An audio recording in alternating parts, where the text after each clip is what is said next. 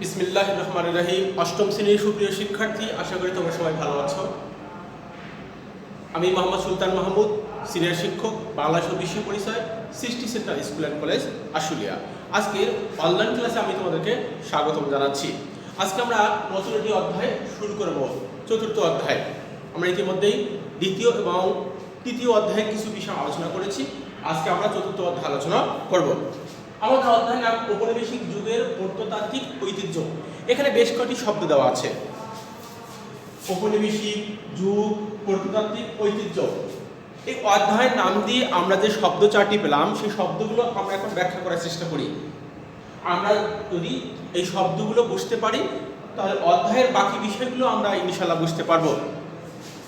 প্রথমে ঔপনিবেশিক যুগ অধ্যায় একে বিষয়টি আছে, যদিও অধ্যায় আমরা এখনো পড়িনি।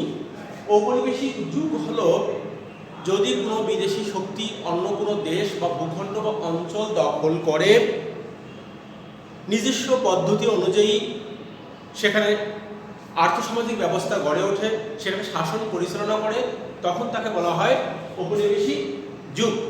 এখানে আমরা মূলত ব্রিটিশ ঔপনিবেশিক যুগ সম্পর্কে আলোচনা করব।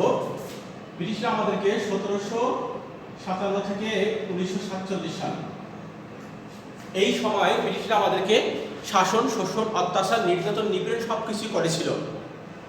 তারা শাসন, শোষণ, অত্যাচার, নিপীড়ন, নির্যাতনের পাশাপাশি আমাদের এই ভারতীয় উপমহাদেশে, এই বাংলাদেশে বেশ কিছু তারা স্থাপনা তৈরি করেছিল, বেশ কিছু ভাস্কর্য তারা তৈরি করেছিল। সেইগুলো নিয়ে মূলত আজকে আমরা আলোচনা করব। আমরা ঔপনিবেশিক কথার অর্থ পেয়ে গেলাম, আর সময়কাল আমরা জেনে গেলাম যে 1757 থেকে 1947। আর যুগ সময়কাল আমরা সবাই জানি। প্রত্ন নিদর্শন, প্রত্ন মানে পুরাতন, নিদর্শন মানে কোনো কিছু, নিদর্শন বলতে কোনো প্রতীক বুঝিয়েছে। তো আমরা এখানে মূলত পুরাতন সম্পদগুলো নিয়ে আলোচনা করব, স্থাপত্য শিল্প নিয়ে আলোচনা করব। আর ঐতিহ্য মানে আমরা জানি বহুকাল ধরে চলে আসা রীতিনীতি, প্রথা, বিশ্বাস, মূল্যবোধ, আদর্শ, এগুলোকে আমরা ঐতিহ্য বা ইংলিশে যাকে আমরা বলি ট্র্যাডিশন।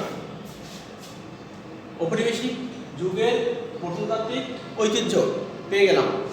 আমি আবারও বলছি, ঔপনিবেশিক যুগ বলতে ব্রিটিশদের ঔপনিবেশিক শাসনকে বুঝিয়েছে, অর্থাৎ ব্রিটিশদের এই ভারতীয় উপমহাদেশে যারা আমাদেরকে যে শাসন করেছিল সেই বিষয়টি এখানে বুঝিয়েছে। প্রথমে আসে প্রত্ন সম্পদ। প্রত্ন শব্দের অর্থ পুরাতন, সম্পদ মানে আমরা বুঝি পুরাতন সম্পদ। প্রত্ন পুরাতন সম্পদ, অর্থাৎ প্রত্ন সম্পদ বলতে পুরাতন সম্পদকে বোঝানো হয়েছে।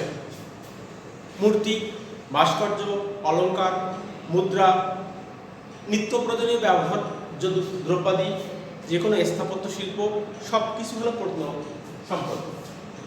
আমি আবারও বলছি, কোন সময়কালে 1757 থেকে 1947 ব্রিটিশ আমলের প্রত্ন সম্পদগুলো। এই প্রত্ন সম্পদগুলো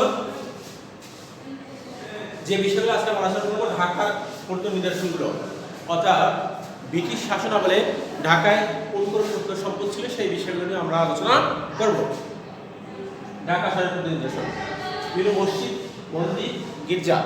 আমরা সবাই জানি মসজিদ হলো মুসলমানদের প্রার্থনার স্থান, মন্দির হিন্দুদের, গির্জা হলো খ্রিস্টানদের। ঢাকা শহরে সূত্রাপুর, লক্ষ্মীপুর, পুরান ঢাকা, চকবাজার, বিভিন্ন জায়গায়, বিশেষ করে পুরান ঢাকায় বেশি স্থাপনা মসজিদগুলো আছে। হ্যাঁ, সেই মসজিদগুলো ইউরোপীয় এবং মুঘল স্থাপত্য রীতি, ইউরোপীয় এবং মুঘল স্থাপত্য রীতির বিভিন্ন মসজিদ, যে জায়গার নামগুলো বললাম, সূত্রাপুর, শ্যামবাজার, লক্ষ্মীপুর, চকবাজার, সেই মসজিদগুলো সেখানে এখনো স্থাপত্য রীতির নিদর্শন সাক্ষী হয়ে এখনো আছে এবং সেগুলো ব্যবহার হচ্ছে। মন্দির, রমনার কালী মন্দির, ঢাকেশ্বরী মন্দির, গির্জা, আর্মেনিয়ান গির্জা ঢাকার, এগুলো হলো এই মসজিদ, মন্দির, গির্জা সবই হলো ঔপনিবেশিক আমলের তৈরি আমাদের প্রত্ন সম্পদ। এরপর বাহাদুর শাহ পার্ক।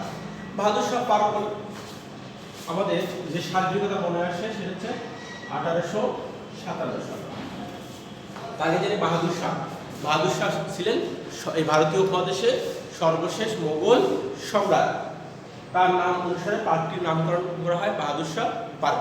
শিক্ষার্থীরা সবাই যেন 1857 সালে এই ভারতীয় উপমহাদেশে ব্রিটিশ শাসনের শোষণের বিরুদ্ধে এই ভারতের মানুষ স্বাধীনতা সংগ্রাম করেছিল, কিন্তু এই ব্রিটিশদের নিষ্ঠুরতা, আধুনিক অস্ত্রের কারণে আমাদের ভারতীয় উপমহাদেশের মানুষ এই স্বাধীনতা সংগ্রামে খুব বেশি সফল হতে পারেন নাই, তারা পরাজিত হয়েছে। ব্রিটিশরা তাদেরকে নিষ্ঠুরভাবে পরাজিত করেছে। কিন্তু যারা প্রথম ভারতীয় স্বাধীনতা সংগ্রামে অংশ নিয়েছিল তাদের স্মৃতির উদ্দেশ্যে এই পুরাতন ঢাকায় পার্ক করা হয়, যে পার্কটার নাম দেওয়া হয় বাহাদুর শাহ পার্ক, সর্বশেষ মুঘল সম্রাট বাহাদুর শাহ নাম অনুসারে। পেয়ে গেলাম আমরা। এরপর কার্জন হল, আমরা সবাই জানি লর্ড কার্জন ছিলেন ব্রিটিশ ভাইসরয়, ভারতীয় উপমহাদেশে ব্রিটিশ রাজপ্রতিনিধি। ঢাকায় অফিস বাড়ি হিসেবে যেসব স্থাপত্য কর্ম বা স্থাপত্য নিদর্শন ব্যবহৃত হয়েছিল, কার্জন হলের অন্যতম।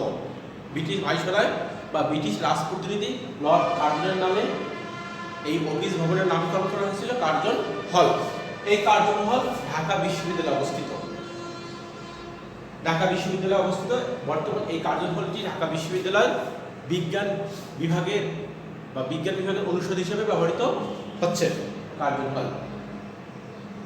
আহসান মঞ্জিল বর্তমানে একটি জাদুঘর। এই সময়কালে আহসান মঞ্জিল ছিল ঢাকার নবাবদের তৈরি প্রাসাদ। ঢাকার নবাবরা সেখানে বসবাস করতেন এবং থাকতেন। ঢাকার নবাবদের তৈরি প্রাসাদ বর্তমান জাদুঘর, ইহা ঢাকার বুড়িগঙ্গা নদীর তীরে অবস্থিত।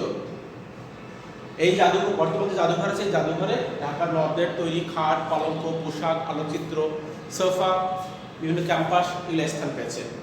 তোমাদের মধ্যে যারা কখনো পুরাতন ঢাকা যাবে তারা অবশ্যই বর্তমানে আহসান মঞ্জিল জাদুঘরে তারা পরিদর্শন করতে পারো। ওখানে গেলে তোমরা বিভিন্ন ধরনের প্রত্ন সম্পদগুলো দেখতে পাবে। শিক্ষার্থীরা, আমরা আজকে সীমিতভাবে আলোচনা করলাম যে ঔপনিবেশিক যুগের প্রত্নতাত্ত্বিক ঐতিহ্য। প্রত্ন সম্পদ কাকে বলে আমরা পেয়ে গিয়েছি। ঢাকা শহরের প্রত্ন নিদর্শনগুলো, মসজিদ, মন্দির, গির্জা, এগুলো পাঠ্যবই খুলে এগুলো পাবে, সব পড়ার চেষ্টা করবে। বাহাদুর শাহ পার্ক 1857 সালে স্মৃতির উদ্দেশ্যে 1857 সালে জীবনদানকারী সৈনিকদের স্মৃতির উদ্দেশ্যে বাহাদুর শাহ পার্ক নির্মাণ করা হয় সর্বশেষ মোগল সম্রাট বাহাদুর শাহ জাফরের নামানুসারে। কার্জন হল লর্ড ব্রিটিশ ভাইসরয় বা রাজপ্রতিনিধি লর্ড কার্জনের নামে কার্জন হল অফিস বাড়ি, বর্তমান ঢাকা বিশ্ববিদ্যালয়ের বিজ্ঞান অনুষদের অংশ।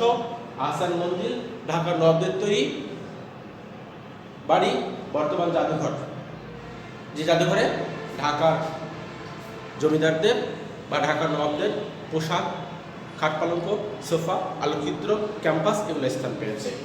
শিক্ষার্থীরা, আশা করি যেহেতু আমরা আজকে অধ্যায় শুরু করলাম, তোমরা পাঠ্যবইয়ের সঙ্গে মিল রেখে পড়ার চেষ্টা করবে, আর বাকি বিষয়গুলো আমি আস্তে আস্তে তোমাদেরকে পড়ানোর চেষ্টা করবো।